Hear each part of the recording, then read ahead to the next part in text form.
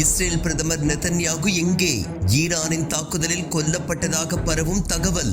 சந்தேகத்திற்கு வலு சேர்க்கும் ட்ரம்ப் கருத்து.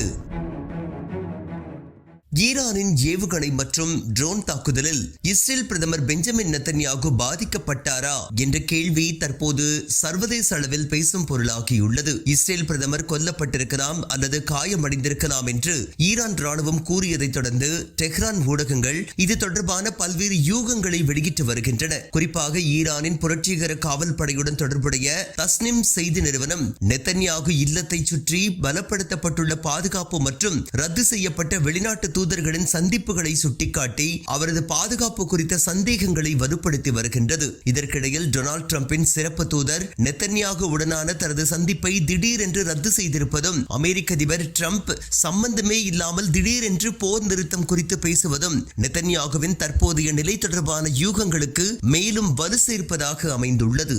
இஸ்ரேல் பிரதமர் நெதன்யாகு எங்கே? ஈரானின் தாக்குதலில் கொல்லப்பட்டதாக பரவும் தகவல். சந்தேகத்திற்கு வலு சேர்க்கும் ட்ரம்ப் கருத்து.